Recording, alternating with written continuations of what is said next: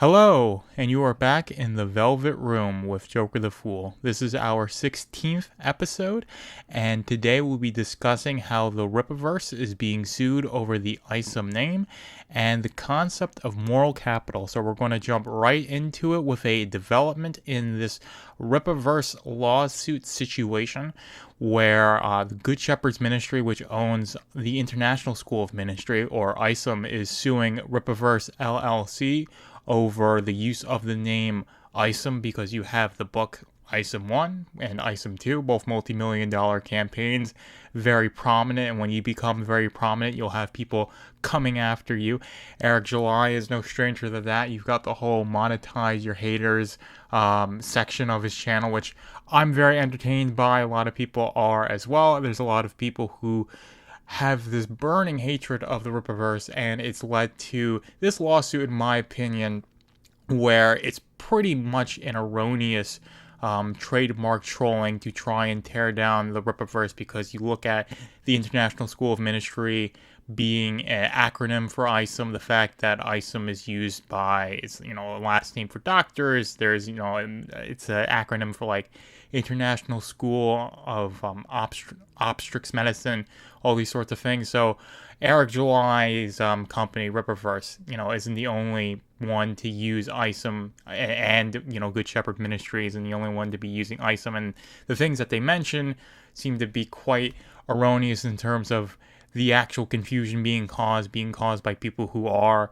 bad actors, in my opinion. The fact that they say the merchandise that the Good Shepard Ministry sells and the Rippaverse sells that has the Isom branding on it is extremely similar. So I think it's not something that's going to really hold in court. It's just something that they're doing to try and have the case be in California, get a judge that's on their side, and try and do all this backhanded stuff, backhanded stuff, in my opinion. Now, do I have any proof of this? No, so I'm not going to say anything definitively other than the fact that I think this is a very poor case, and I do think that the Rippaverse is going to be able to keep making Isom books well into the future. That's my opinion, because it's just a completely different market, and Isom is being used as a name, whereas Good Shepard Ministry uses Isom as an acronym, and that's going to be relevant in trademark law as far as I can tell. And also, the fact that the markets are completely different. One's,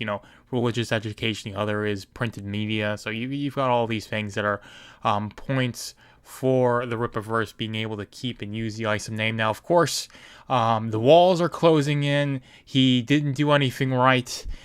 He filed his LLC to a PO box because he wanted to commit fraud and avoid being served and all these sorts of things. That's what, the haters, the detractors are going to be saying. And Vito, the one who has been accused most in this situation, because you have the obtuse gnome Gmail account that sent the letter that started this whole process, made associations with the biggest problem in the universe and the Dick Show in that email, saying, is a journalist from, basically those quote-unquote organizations. So is it just a fan who's using Vito's name to use him as a scapegoat, or like I said, there could be dark forces operating within California, and they're using Isom, International School as Ministry, to try and take down the Rippaverse? Again, that's, putting on my tinfoil hat and, squeezing it to my head a little bit too tightly, I would say.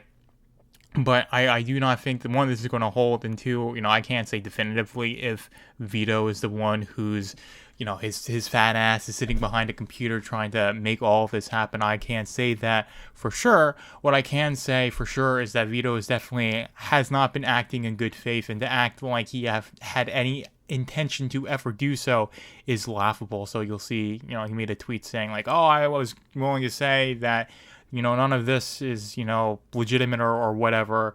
But, Eric July just called me a pedophile, and I'm the one who's in the right in this, all cases. It's basic. I'm paraphrasing a lot, but that's basically the message that I got from him, is that, he can do no wrong. He's correct 100%. And I would say that's completely not the case. Definitely not someone who's been acting in good faith with the Rippaverse. And I can understand not liking the book or not liking what he's doing or not liking his personality, but the amount of attention and scorn you've given to this comic book company is a bit ridiculous at this point. And now there's actual legal consequences to it. So there's a whole lawsuit that's going to go ahead. And now I don't expect Eric July to be saying too much about this when actual legal proceedings are going to be for sure taking place. So I'm sure he's going to stay very low to the ground. He'll probably put out maybe a very short video saying, my lawyers are handling this. I'm not going to say anything until we have our day in court, and hopefully, most likely, it's going to go good for my company. He'll probably say something along those lines, and I would definitely encourage him to, keep low to the ground and just move in a way that you're just going to let the lawyers do what they need to do in order to get to that day in court, have it, and then have it resolved where the Rippaverse can keep using Isom's name to make books and merchandise, which I think is going to be the most likely result because, like I said, completely different markets. And also the fact that International School of Ministry is an acronym for Good Shepard Ministry, whereas Isom is being used as a name. And also, like I said, completely different markets, but I said that like 3 times already. So I don't think it's something that's going to hold up in court, but it's just funny to see. And the very interesting thing is that they wanted this to happen in California. So I imagine there is a specific judge or specific county they want this case to be done, and I wouldn't put it above someone paying somebody off to try and just vindictively destroy the Rippaverse, because you've got people who do not like what Eric July is doing and what Eric July's company Rippaverse is emblematic of in terms of the culture. And if that can be destroyed in a meaningful way, then it's going to be a domino effect for independent media, which I would say, even if, let's say, the Rippaverse falls tomorrow, there still is a big opportunity in independent media, and that's not going to go away if the Rippaverse goes away, which I don't think it's going to happen anytime soon. But I just want you to be aware of that. And now that I've had that whole spiel, we're going on to the next topic of moral capital. I've talked about this a little bit before, but the left is obsessed with maximizing moral capital. This is why virtue signaling is such an important thing that leftists do on Twitter, saying, I support this, or I'm an anti-racist, or I support a woman's right to get an abortion, or all this stuff. Is that you have to make yourself very apparent as being on the right side of history, and that's all you have to do to maximize the amount of moral capital you have. So moral capital being, does the average person perceive me as being a moral person? And then doing everything you can to maximize that, in the sense that, like I said, whenever, you have this whole Israel-Palestine war where they're scrambling over, do I support Israel or do I support Palestine? And that's just saying, like, okay, if I say I support Israel, then will people perceive me to be a good person? Not that, I genuinely care about the Israelis, or I genuinely care about freeing Palestine or anything. It's just, what do I need to say to be perceived as a good person, right? And that's why, when Roe v. Wade was overturned, you had all these people saying, forced birth and this and that, to make it seem like, they genuinely care about women's health and all these sorts of things, where it's, couldn't be farther from the truth. And, you've got all this extreme language, so you have to be operating in the most, extreme terminology in order to maximize moral capital. So if you present, any criticism of gender ideology, the pushback against it is trans genocide, right? You're advocating for trans genocide, right? You want us all to be dead. If you say there's anything wrong with medical transition, or you say that kids can't be trans, or we shouldn't be pushing this onto the public school system, then it's a trans genocide. And that's to make it seem like, okay, what you're advocating for is something extreme and I'm against this. So it maximizes the moral capital for me, and it minimizes the amount of moral capital capital, because if I'm, criticizing gender ideology and I'm an advocate for this trans genocide, which doesn't really exist, but that's one thing, then it makes me seem like I'm this awful, evil, horrible person, and you're just this righteous, moral person who's coming up against me. And this is a tactic that the left absolutely loves to use, and you'll see it with basically anything. Like I said, abortion, trans issues, the LGBTQ community. Of course, you've got the whole thing with race, where everyone needs to be anti-racist, and we've got, every month, every week, every day is like an Indigenous person's day, or it's a history month for some minority or something like that. So it's just forced into your mind that you have to take a side, and you have to be on the right side in order to have any sort of moral capital. And when you have a sufficient lack of moral capital, then you get canceled, and we have this whole thing with cancel culture, which is becoming less and less relevant as more and more people get canceled. The effects of being canceled are going to become less prominent as people just don't care. And also with the news cycle filtering so quickly from one thing to the next, it's hard to care about what one person said even last week, much less 10 years ago.